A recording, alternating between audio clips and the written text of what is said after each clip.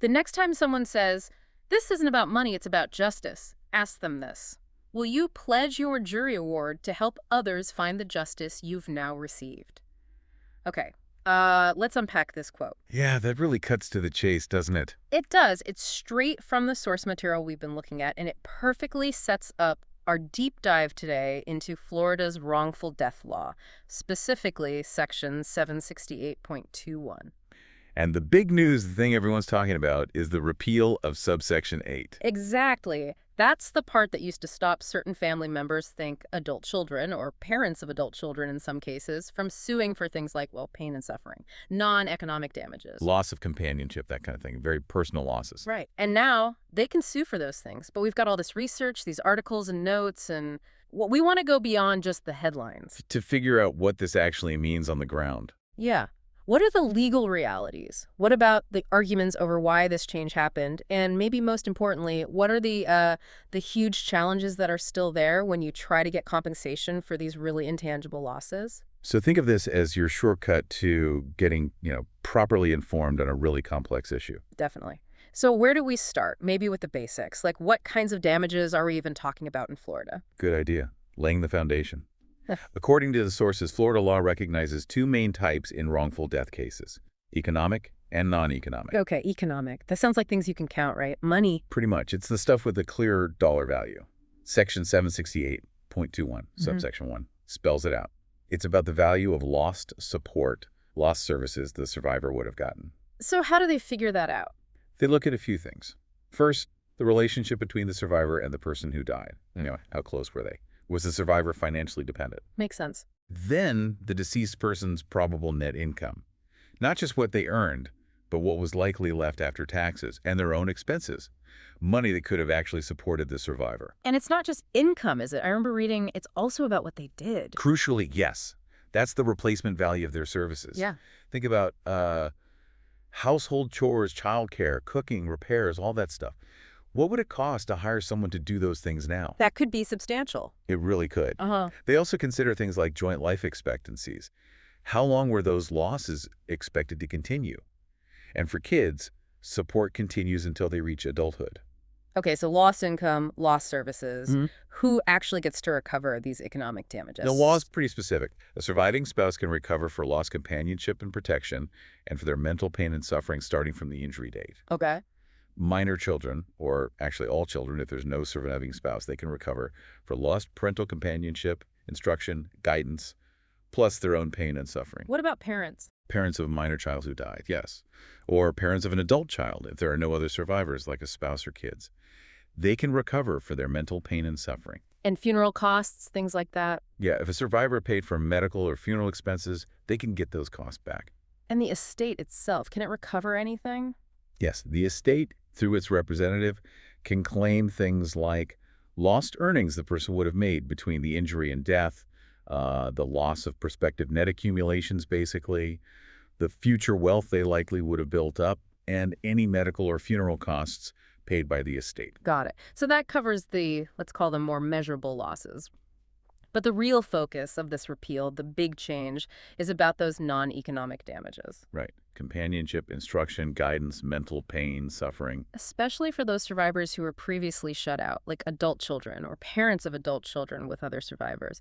And this is where it gets, well, incredibly difficult. How on earth do you put a price tag on losing a relationship? On grief? That is absolutely the core challenge here. And Florida law essentially leaves it up to the jury or the judge. It's very subjective. So how do they even approach it? What do they look at for, say, loss of companionship? They try to assess the nature of the relationship, the quality, the depth, the emotional bond, how much time they spent together, what specific roles did the person play in the survivor's life, companionship, guidance, whatever it was. And the impact too, right? How losing that specific person affected the survivor. Exactly. It's not just general sadness. It's the specific impact on their emotional and psychological well-being. Okay, and for mental pain and suffering. It's about the severity of the emotional distress. And this relies heavily on testimony. The survivor's own words, family, friends, sometimes mental health experts weigh in. Do they consider how long the suffering might last? Yes, the duration. Is this lifelong grief or is recovery expected? They also have to factor in any pre-existing conditions the survivor might have had. It still sounds incredibly subjective. Are there, like, any firm guidelines or rules? Not really firm rules. Testimony is huge. Expert opinions can play a role. Juries get instructions to assign a fair and reasonable value based on the evidence they hear. Some states might have caps, but Florida's old cap was struck down years ago, even before this latest repeal. So, yeah, assigning a value, still highly subjective. Which, I guess, brings us right back to that quote we started with, the whole money versus justice debate. Yeah. The sources talk about this using something called the accountability litmus test. Right. The sources analyze this argument you often heard from repeal advocates, that it wasn't primarily about getting big payouts, it was about holding negligent parties accountable. So the source basically says, okay, if that's your true motive, let's test it. Exactly. The challenge the source poses is this. If accountability is genuinely your main goal, would you, if you won your case, pledge that non-economic award, the money specifically for pain, suffering, loss, companionship? Would you pledge that money not for yourself, but to fund efforts to prevent future harm and help other victims get justice? Yeah, that's a stark way to put it, to really question the underlying motives. And the sources even suggest specific ways that money could be used if accountability was the only goal. Yeah, they list several possibilities, like funding independent autopsies in disputed cases, creating a pool to help other victims pay for medical experts. Which we know are really expensive. Definitely. Or legal aid grants for tough but important cases. Mhm. Maybe educational campaigns on patient safety, or a group to watch for changes in tort law, or even funding for medical ethics training. It forces you to think about what accountability really means in practice. And this ties into another point the sources raised, that $1 million cap proposed early on by the Florida Senate. Yes, and what's really interesting is the argument in the sources that the repeal advocates actually made a mistake by not accepting that $1 million cap. Why? I mean, $1 million sounds like a limit, right? Yeah. People want unlimited recovery. It sounds like a limit, but the sources bring data into it. They argue that $1 million is actually more than the historical average total payout that includes both economic and non-economic damages in Florida, medical malpractice, wrongful death cases over the last decade or so. Wait, really? The average total payout was less than $1 million? According to the data cited in the sources, yes. They mentioned average ranges somewhere between $250,000 and maybe $348,000. Wow. So $1 million cap would have been way above the typical total outcome. That's the argument. The sources even do a rough calculation. Let's say non-economic damages are generously like 60–70% of that $348,000 average total. That's still only around, what, $243,000 for pain and suffering? The $1 million cap was way higher than that. So the sources are calling the rejection of that cap a strategic miscalculation. Basically, yes. They argue that by turning down that compromise, advocates might have missed a chance to lock in rights for previously excluded survivors, like adult children, while getting a payout ceiling that was already well above typical historical awards. But hang on, don't juries sometimes award way more than $1 million? You hear about those huge verdicts. You do hear about them, and they do happen sometimes. But the sources emphasize those are outliers, statistical exceptions. The vast majority of plaintiffs, especially if the deceased wasn't a minor or the main breadwinner, just don't see those kinds of numbers. So the moral to the story, according to these sources, is kind of like, don't let the perfect be the enemy of the good. Pretty much. In the real world of making policy, sometimes refusing to compromise means you end up with nothing, when you could have gotten something substantial. That refusal might have meant some families got zero instead of a potentially significant recovery under a capped system. That's a sobering perspective on the legislative process. Okay, so let's shift gears a bit. The repeal happened. That statutory barrier is gone for these specific survivors. But the sources are very clear. This doesn't mean it's suddenly easy street. What are the real hurdles still in place? This is the crucial reality check. The sources hammer this point. Florida's Chapter 766 pre-suit screening requirements. They're still fully in place. And they're not just minor formalities. They're described as serious gatekeeping functions, real barriers. Okay, Chapter 766. What does that actually involve? Why is it such a big barrier? Think of it like this. Before you could even think about filing a lawsuit in a med-mal case, you have to jump through these hoops. You need to conduct what the law calls a reasonable investigation. Okay. And here's the big one. You must get a written, sworn affidavit from a qualified medical expert. This expert has to state basically, yes, Based on my review, I believe there was negligence here, and it caused the injury or death. And you need that before you even notify the potential defendant you intend to sue. Exactly, before serving the notice of intent. And getting that expert affidavit, well, that costs money, sometimes a lot of money. Right. Experts don't work for free. Not at all. Chart reviews, opinions, affidavits, it adds up fast, thousands of dollars, easily. Many families just can't afford that upfront cost, and a lot of lawyers won't front those costs unless the potential damages look big enough to justify that risk. So right there, many cases get filtered out purely on economics. So the repeal opens one door, but this Chapter 766 cost barrier slams another one shut for many people. That's a good way to put it. Repeal doesn't automatically mean access. And even if you get past the affidavit stage, there are strict deadlines. You have to exchange information with the defense informally. Sometimes there's mandatory mediation, all before you can file suit. How long does that pre-suit part take? Well, once you serve the notice of intent, the defense gets 90 days to investigate. They can make an offer or reject the claim. You can only file the actual lawsuit after they deny it, or if the 90 days pass without a response. So it adds significant delay, cost, and complexity right from the start. It really sounds like the battle begins way before you even get to court. It absolutely does. And look, Yeah. even if you navigate pre-suit successfully and file the lawsuit, the fight over experts isn't over. You need experts who are qualified and willing to testify at trial that the standard of care was breached, and that breach caused the death. And the defense will fight that tooth and nail? Oh, yeah. They'll challenge your experts' qualifications, their opinions, everything.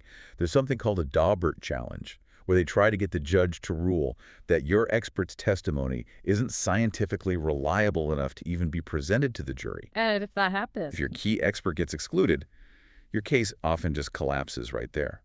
The risk of that happening makes lawyers very cautious, especially in complex medical cases. the sources also mentioned something about causation being the Achilles heel. Why is proving the link between the mistake and the death so hard? Because you have to prove two things. Yeah. That the negligence was the but-for cause, meaning the death wouldn't have happened without the negligence, and that it was the proximate cause, meaning the death was a reasonably foreseeable result of the negligence. Yep. But think about it. In many medical cases, the patient was already seriously ill, maybe fragile.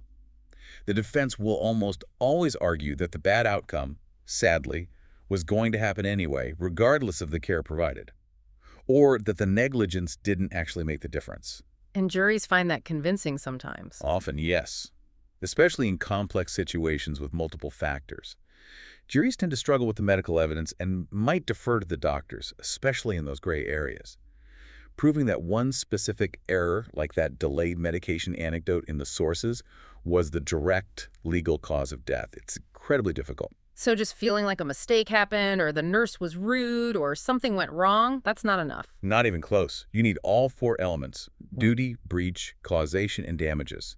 The sources point out that most people get the breach part, they see the mistake.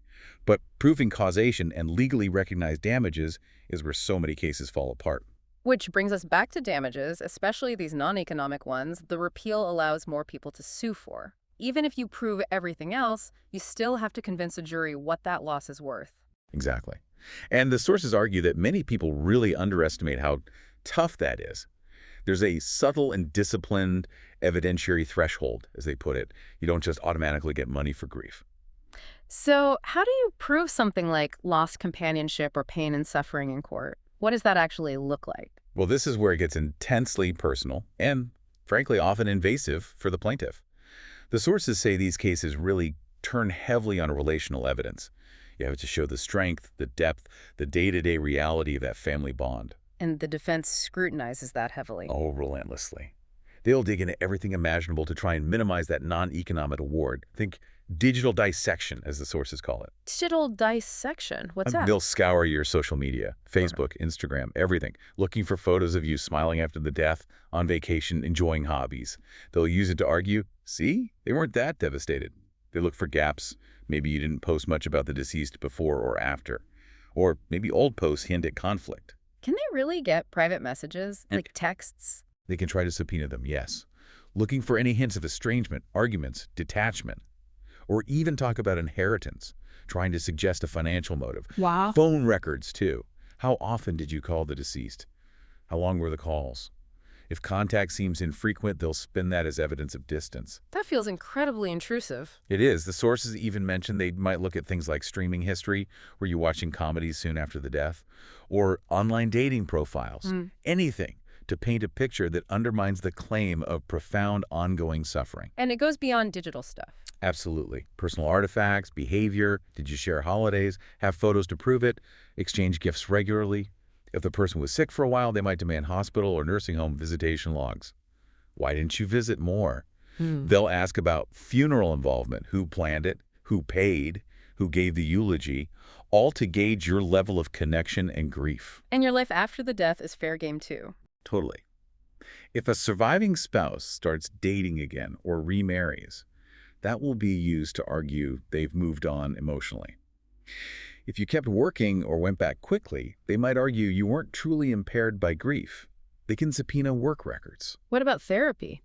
It's tricky. If you didn't get therapy, they might question how severe your suffering really was.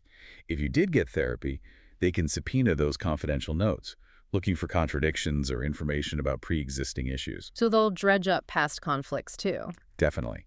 Any history of estrangement arguments, even if resolved years ago, it can be brought up. They might depose siblings or other relatives, hoping someone will say, well, honestly, they weren't that close. Even wills. Yeah, if a prior will excluded you or gave you less, they might use that to suggest the relationship wasn't as strong or central as you claim.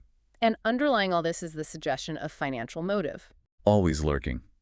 Did you ask about insurance or assets soon after the death? They'll frame it as greed. Even how you act in public. If you're seen smiling while advocating for justice, they might twist it to say you're resilient, not anguished. A history of prior lawsuits. That gets scrutinized too. It's like the sources say. The plaintiff's life becomes the evidence. Everything private is suddenly public record, potentially.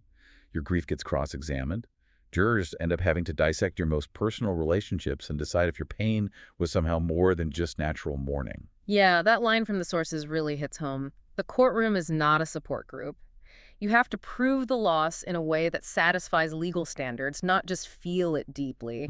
And proving that intangible loss seems almost impossible if the evidence suggests the relationship was distant or strained to begin with. Exactly. And there's no simple calculation, right? No spreadsheet for loss guidance or emotional support. To convince a jury, the sources say you need this narrative lattice work grounded in everyday life, meaning credible testimony. Not just from you, but from others who saw the relationship. Photos, journals, texts, emails, evidence of routines, patterns of care, anything that paints a consistent, authentic picture of the bond over time. And you can bet the defense will be trying to poke holes in that picture, looking for any contradiction or exaggeration. And historically, Florida courts haven't been super receptive to huge emotional damage claims without strong proof. That's what the sources suggest. Florida case law has often been skeptical of claims that seem inflated or aren't backed by solid, objective evidence. The expectation is that even post-repeal, appellate courts will likely step in if verdicts for non-economic damages seem excessive or unsupported, especially in the early days. So the takeaway seems to be, repeal changes who can file the suit, but it doesn't magically change how incredibly hard it is to actually win substantial non-economic damages. Right. The sources even talk about needing discipline of litigation, not just emotional storytelling. Preparing documentation, understanding what's admissible evidence versus just a personal grievance. It's a tough, tough road. Okay, so let's try to wrap this up. We've seen that the repeal of subsection 8 in Florida's wrongful death law did open a legal door. Certain survivors who couldn't sue for non-economic damages before pain, suffering, lost companionship now technically can. That's definitely a significant change. It is significant, legally speaking. On paper, the right exists now where it didn't before for those groups. But as we've really dug into with the source material, that's just the first step. The system itself has all these built-in filters. Huge filters. Those Chapter 766 pre-suit requirements, the costs, the complexity, the expert affidavits, that alone is a massive hurdle.